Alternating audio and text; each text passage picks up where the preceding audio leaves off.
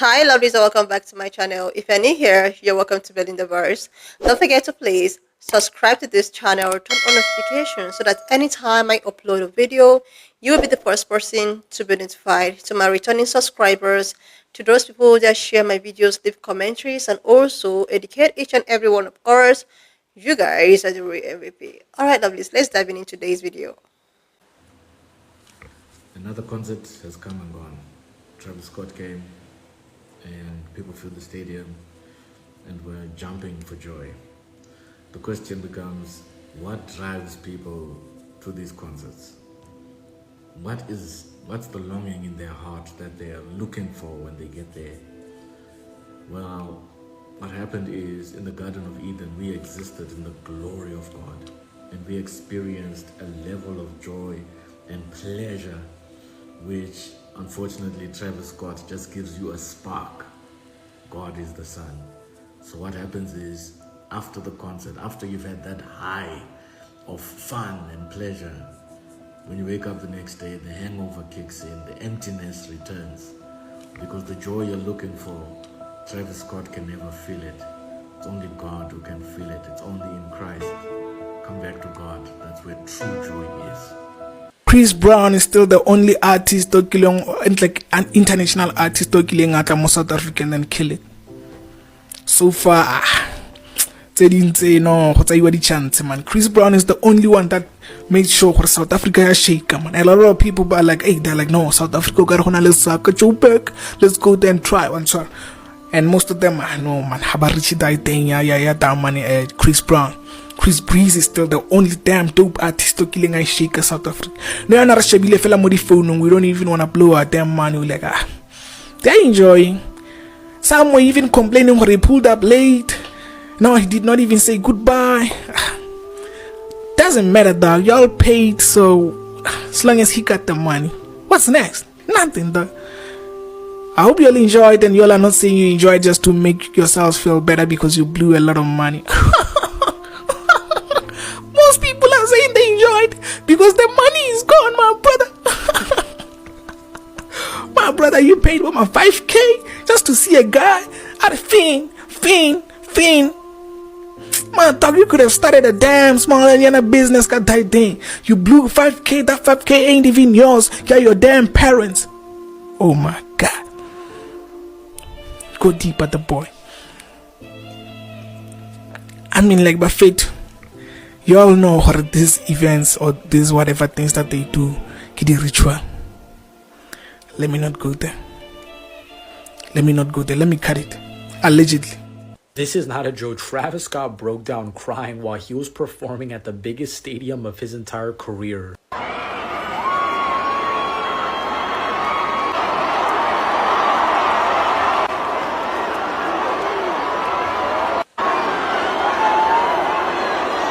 As you guys just saw earlier today, Travis Scott has just done the second show of his brand new Circus Maximus tour outside of the USA, and this was the largest show he's ever done in his entire career. And to put into perspective how massive this concert was, the stadium has a capacity of 94,000 seats, which Travis Scott completely sold out the place with everybody going crazy. And this was such an emotional moment for Travis Scott that at one point during the concert, he ended up just stopping and literally crying on stage because of how overwhelmed he felt. And he wasn't done there, because shortly after that he went onto Twitter just to discuss how in disbelief he felt with this brand new show, with him saying this Cactus Jack is serious, and then he said nah, y'all set the tone. And the set list for this thing was freaking amazing, with Travis Scott performing all of his classics like God's Country, Modern Jam, Thank God, Hyena, and etc. And speaking of Travis Scott, you can predict if he is going to be featured on Bully, and if your prediction is right, you can get paid. And to get started, the link's gonna be in my bio. That's my entire situation though. Travis Scott just did the biggest performance of his entire career in South Africa. Do you guys think that Travis Scott fell off, or do you guys think that he's a legend? Let me know.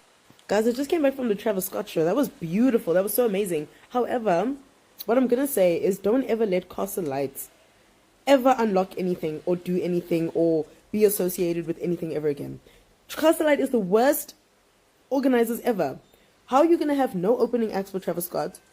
It starts raining. You make him an hour and a half late. He was supposed to start at 8:30. He started at 10 because of you guys, because you guys don't know how to organize.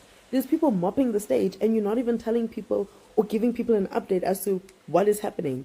Never ever let Castle Light ever host again. I hate that organization, and I'm standing firmly on that. I don't like Castle Light. Give any other organization to organize this thing. They would have done it proper.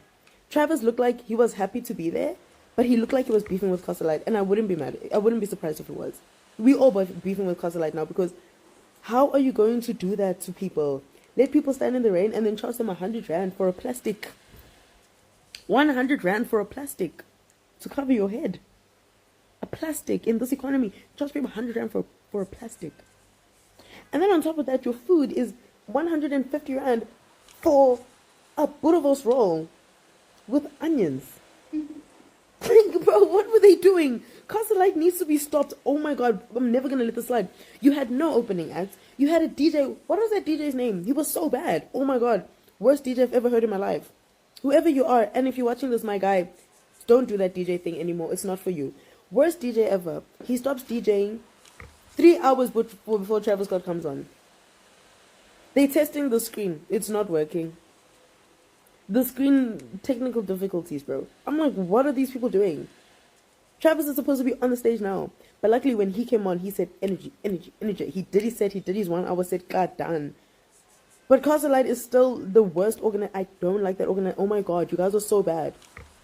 And if someone from the Castle Light team sees this, dude, you guys need to rethink your whole structure, because what were you doing? Actually, go back to the drawing board and don't host anything for the next 10 years, because you guys suck. That was terrible. Oh my god. Oh my god, you guys are the worst. But the show was great because of Travis Scott, not because of you guys. Wrap it up.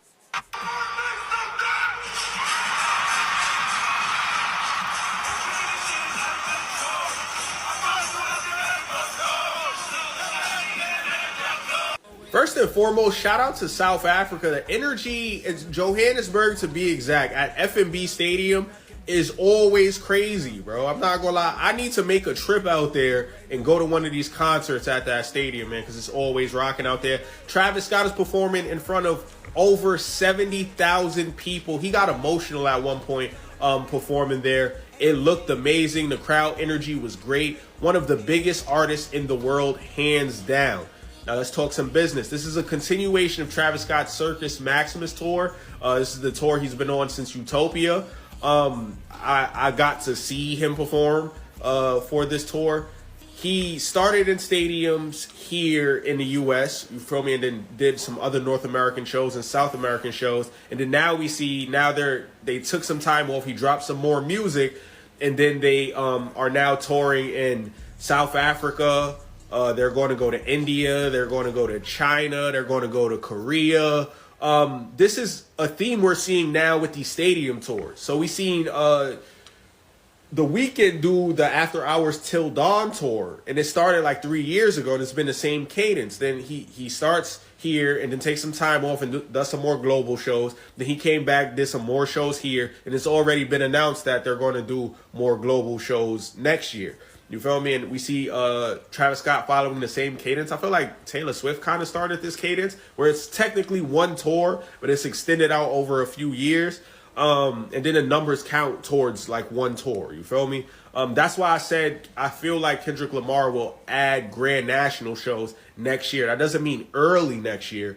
Next year, he'll probably release more music. We'll see Baby Keem release more music. I think Baby Keem and Kendrick Lamar will tour together in stadiums next year. That's my assumption, because that's the theme I'm seeing on these tours.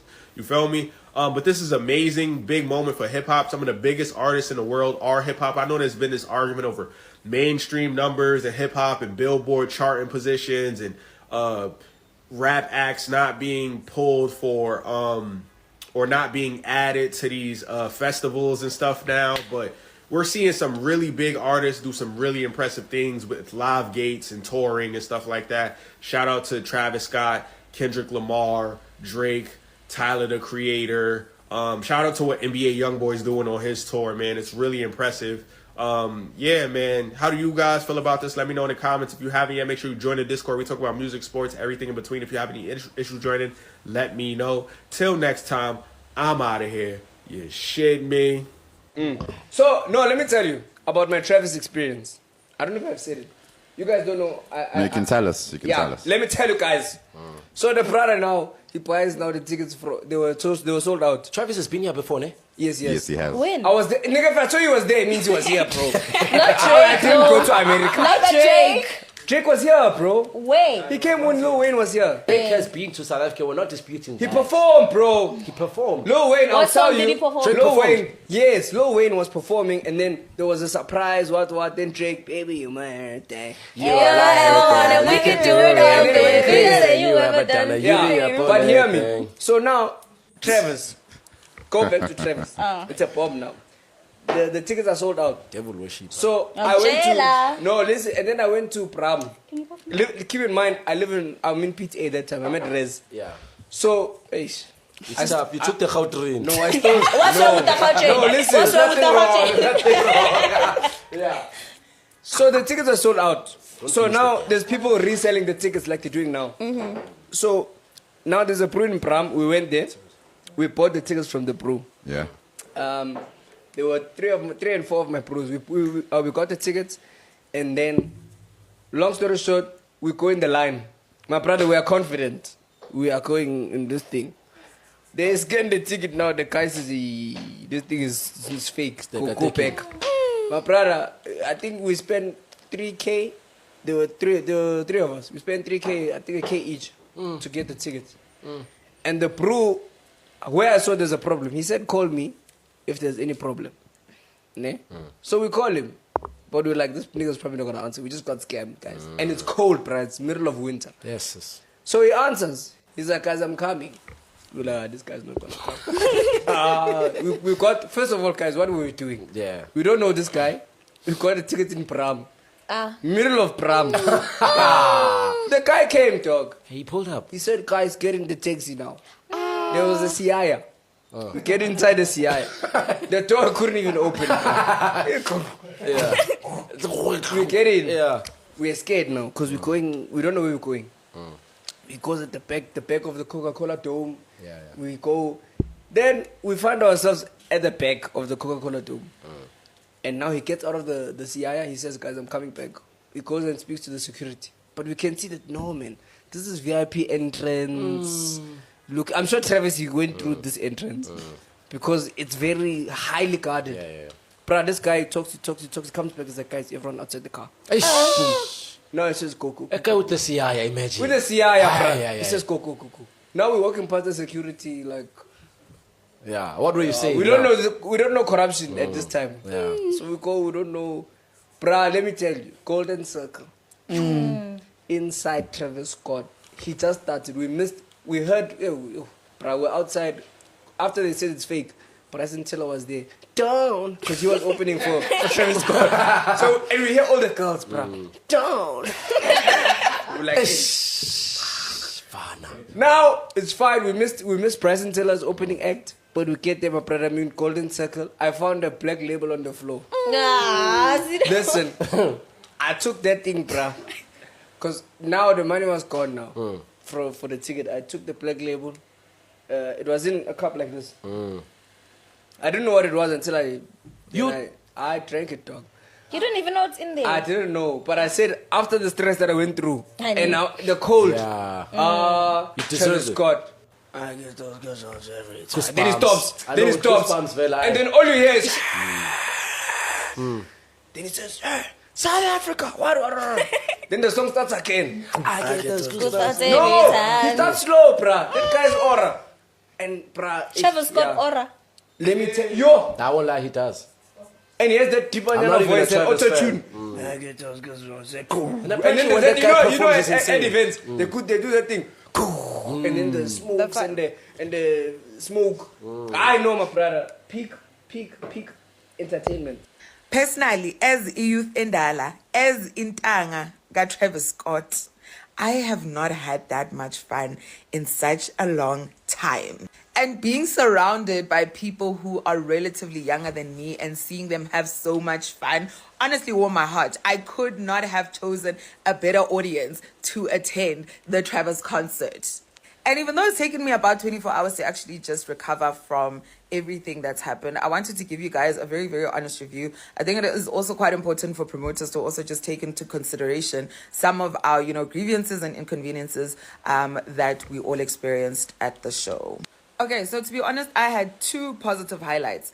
One of which was actually the parking situation. So I paid for the parking because I was like, I'm not going to take a risk with, free parking because I ain't sure and I'm not familiar with FNB, by the way. So managed to maneuver through paid parking very easily. I think it was quite well organized. Whoever was heading up security around that space really did a good job. I mean, going in and coming out was quite seamless for me. Like I think I got home at like just before midnight.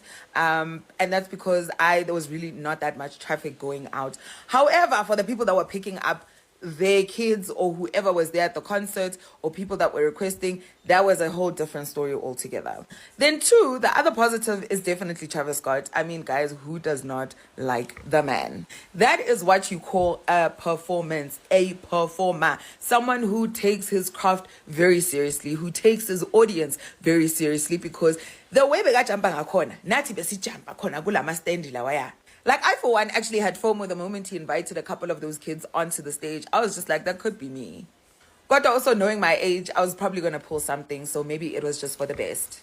I also think where I was seated was relatively good because I could still see him. I think the moment he came out, could see him on the screens. I think, if anything, that was such an amazing production. I need the person who was in charge of that production to be given a raise and to just manage every single artist's production out there for stage, for performance, because they knew what time it was. In terms of song selections, I'm pretty happy. I think I, for one, was very much a Astroworld fan. Like, I am that old. But I also love that, he catered to literally every single person. So if you listen to Jack Boys, if you were a, Astroworld fan, and then down to Utopia and all his latest work, you were truly catered for. But I have to say that he knew what he was doing the moment he performed Fiend 6 times that night. And with every single performance, I was just glued to the screen. And I'm like, this man knows, Uguti, this is our jam. And I know for a fact, Uguti, every single millennial that was in that stadium was so chuffed. They were pumping custard because of just how many times that song was performed. And then Pala or Refalidi shooting star, or what are they called, pyros or whatever the kids. Firstly, that was the first time I've ever experienced that. That was also quite insane. But I think overall, 10 out of 10 for that performance. Absolutely loved it. Now I want to get into the downside of the concert and just some of the things that I just felt like could have been a bit better. Okay, firstly, I think it's the security around the different gates. Everyone was just communicating something different to a point where you would walk unnecessarily, and I understand why, because people just failed to really communicate and explain how all of that works. I think, if anything, if you're not familiar with FNB Stadium, it does become a bit of an inconvenience, having to now run from pillar to post, certain people telling you one thing, meanwhile the ticket says go to gate C, HOK, mara when you get there, go and then the other thing is that wristbands were not a thing. They ran out, and I don't understand how. Like, if you sold out a show, like, you have to have enough wristbands. You know how many people had purchased tickets for either front row standing or reserved seating or just general, just the general area. So I couldn't understand, because the moment we got to, where we were meant to be sitting, we were told, we don't have wristbands. And I was like, okay, but how's that us problem? Like, I don't understand. But anyway, we managed to get in, and I realized that a bunch of us within that section did not have wristbands. So again, like, where were the wristbands? Then another thing was definitely the rain. I think, for many of us, we just could not stand being in the rain for that long. A lot of us in our area managed to obviously stand and move a bit back to just, seek shelter. So we were standing there for quite a while. Like, our legs were pretty sore. And I mean, that's also something that the event organizers couldn't necessarily predict. It is a stadium at the end of the day. It is open. But unfortunately, because of the weather, the show was, of course, delayed, because Travis was meant to come onto stage at 8:30 and managed to only come on stage at like 9:30. So that entire hour, guys, and it was cold. So whoever did not get or bring a jacket, they were suffering. Another part of the event that I really wished was a seamless experience was definitely the opening act, because Casa Light had no business creating a separate experience with local acts for a certain number of people, which it seemed quite exclusive. Like, why not merge that into the main show? I get that, yes, maybe Travis wanted to only have certain DJs, two DJs that. When the light went out in Johannesburg and the first beat dropped, the crowd screamed like a continent had been waiting for that sound, and maybe it had, because for a lot of people across South Africa and the entire continent, Travis Scott's concert wasn't just another music event, it was an arrival, an acknowledgement, a moment that said Africa is on the map, for real this time. But the reaction that came after depicted a far more complex story, a story of joy, chaos, disappointment, and pride all mixed together. Let's start with the good. For thousands of fans, this concert was once in a lifetime experience. Videos flooded TikTok, people crying, laughing, screaming his lyrics word for word. One fan posted, "I don't even have words. Seeing Travis live in my country felt like watching the world finally look at us." Another said, "I'm proud to be Africa right now. We deserve this energy." You could feel the unity online. Even those who didn't attend were excited just watching the clips, almost like it was a national event. People commented things like, "Finally, we don't have to dream about Coachella. Coachella came to us." For the young crowd, Gen Z especially, this was validation. The kind that said, "You are not small, you are not forgotten, you are part of the global conversation." And that energy was electric. Even people from other African countries, Nigeria, Kenya, Ghana, were online saying, "South Africa did it big." That crowd is insane. This is how Africa should look on the world stage. For a few days, timelines were filled with nothing but South African pride and concert clips. It was almost like a digital carnival, a collective moment of joy. Then, as the video spread, another wave of reaction started coming in. People started pointing out issues, long lines, poor organizations, sound glitches, and security problems. On X, one fan wrote, "I waited 2 hours to get in. Security didn't even know which line was VIP." Another said, "The energy was great, but the sound system was terrible in the back. We could barely hear him." And there were clips, people stuck outside, shouting at the gate, arguing with staff. Some even said they spent over 150,000 or 5,000 R for tickets and didn't get the experience they expected. The tune online started shifting. What started as a celebration started to split into two conversations, one about how big it was and another about how disorganized it felt. Someone tweeted, "We are so excited to host international artists that we forget to plan properly. South Africa deserves better execution." Another wrote, "Don't just bring stars here, respect the fans too." That is when the pride started mixing with frustration, because yes, it was massive cultural moment, but people wanted it to feel polished, not chaotic. They wanted the experience to reflect Africans' readiness for the global stage, not the growing pains. Then there came the performance critic. Fans were divided. Some said Travis killed it, the visuals, the energy, the chaos, everything they expected from the Ethiopia world. Others said he seemed distant, that he didn't connect with the crowd the way they hoped. A tweet went viral that said, "He performed like he was just another stop. I wish he felt the love in the room and gave more back." Another wrote, "I love Travis, but it felt like he was performing at us, not with us."